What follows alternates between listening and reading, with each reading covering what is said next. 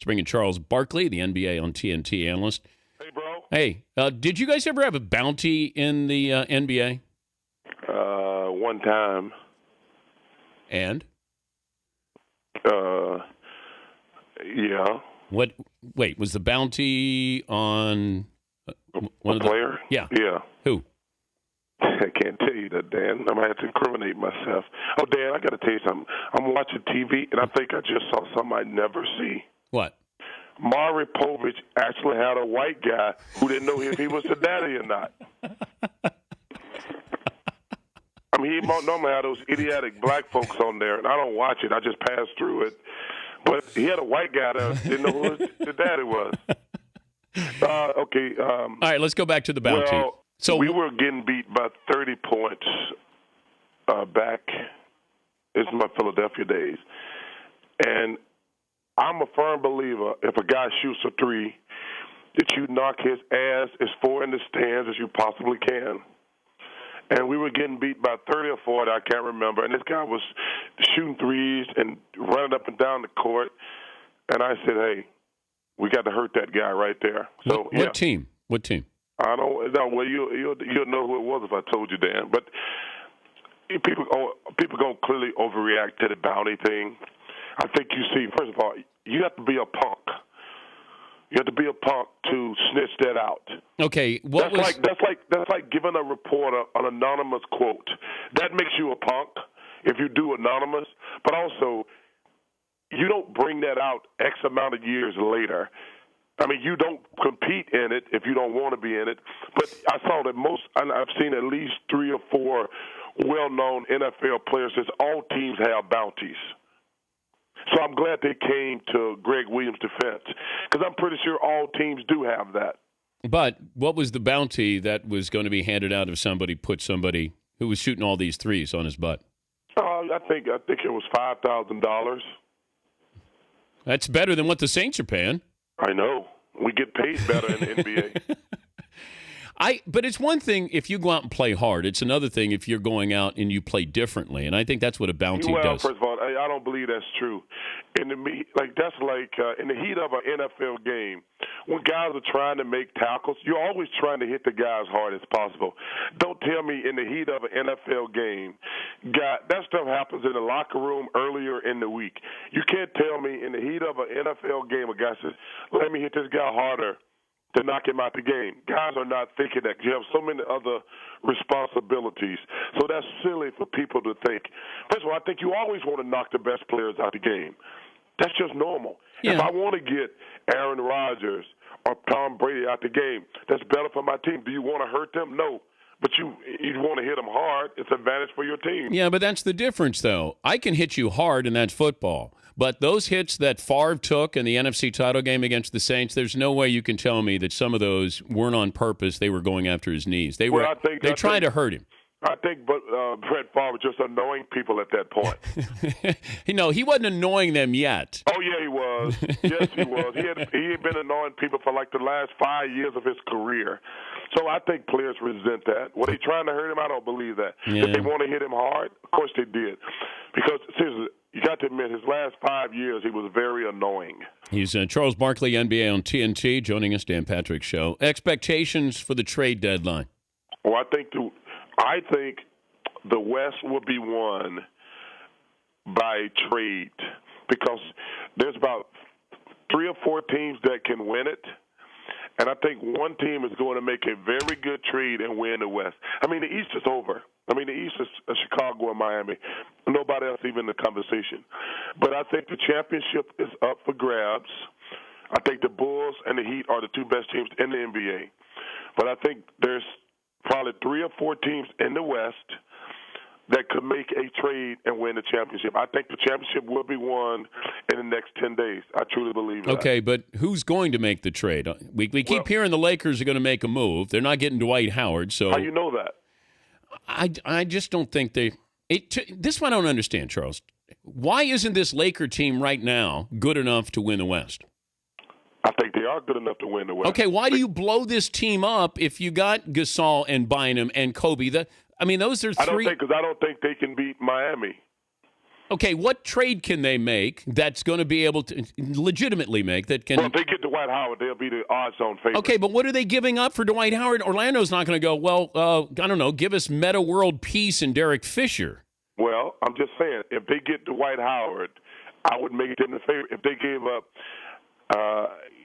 you got to look at the contract situation. If Orlando got a bunch of expiring contracts, I'd give up. I don't think Bynum and Howard, well, actually, that's not true because Dwight can play the power forward.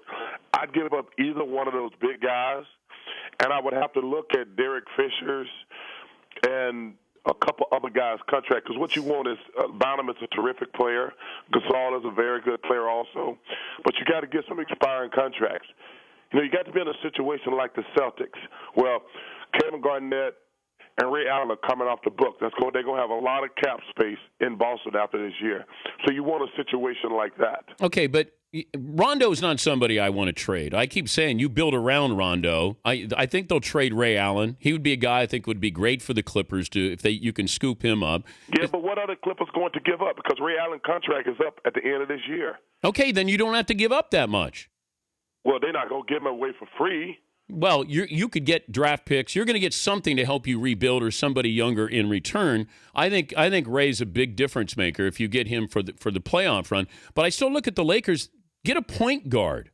If you get a point guard without giving up everybody, and if I can get a really good point guard and something else, and I give up Gasol, to me now I got a chance here. Well, it's going to be interesting, Dan, to be honest with you, because I think Dwight Howard, he's a franchise changer.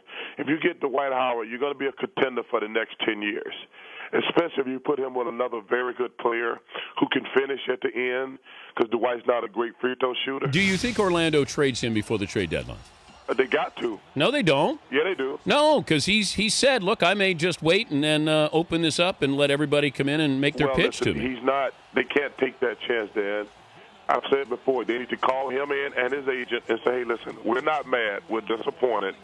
But they can't let him leave as a free agent because they would be at the bottom of the barrel. Because, like, right now, they're good enough just to make the playoffs. They're not going to be in the lottery. And then if they lose him for nothing, they really starting at the bottom again. They got to go a whole year and get bad before they get a good draft pick. Yeah, unless I get Bynum in something, there's no way I trade him to the Lakers. I agree. Yeah, I mean, I'm not taking Gasol. I don't think you can leave him. Let him leave as a free agent. Well, I know that. You can't have another Shaq situation. Was it Danny Ainge you had a bounty out for? No. Danny Ainge was on my team at one point. Reggie Miller? No, never Reggie. He's one Dale Ellis? No. Mark Price? No, it was a forward. I don't put bounties on guards. Oh, it was a forward who was shooting threes. Well, yeah, and really celebrating. Oh, Cedric Ceballos. Well, he was my teammate. I know that. Not in Philly. He wasn't. No, he wasn't. Is he a good player? Solid. Xavier McDaniel. No. Robert O. Nope. Western Conference, Eastern Conference? Eastern Conference. White guy? Black guy. Black guy, Eastern Conference. Oh, Chuck Person. No. Oh! I thought that was it. No, Chuck was my teammate in college, man. So what? You'd still pop him, wouldn't you? So Eastern Conference, good team. No, they weren't a very good team. Oh, they team. weren't a very good team. So he wasn't on the Celtics. Trent Tucker. Southern team. Below the Mason-Dixon line. I don't know if you went to class enough to know what that means. So somebody on the Hawks. Nope, a little higher. A little higher than the Hawks. Let's see. Larry Johnson. No, hey, first of all, Grandmama, I like him a lot. Well, you can't like everybody. I do like certain guys. Okay. But I will say this. You had the right team then. But Del Curry. No, Del was a guard. So it wasn't Zoe. It wasn't Grandmama. Hey. Kendall Gill. No.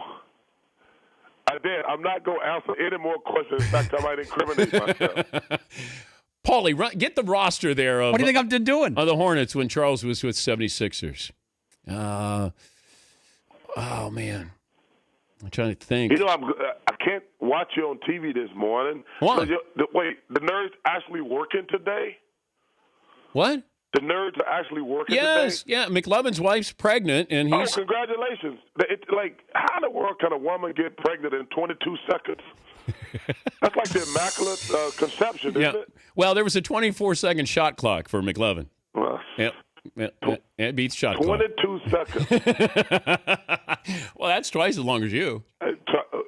Count foreplay, Dan. Okay, I got it now. Uh-oh. This is a walk-off. Johnny Newman. Bang, biscuit. No, it's oh, not. no. Nice try. It wasn't Johnny Newman. Nice try, though. Oh, duh. All right. That's it. All right, I'll go down the roster. I'll find out who it is. You know what? This audience, they'll respond, and we'll find out who it was. So $5,000 you were going to put a bounty out if they continue to celebrate acting like an idiot. Yeah, it wasn't like we were the Boston Celtics or anything either. All right, good to visit with you. All right, boy, be safe. Have a great week. Jamal Mashburn. Nope. Damn. You're getting warm, though. Damn. All right. All right, boy. Have a great week. All right, you too. Thank you, Charles. Charles Barkley.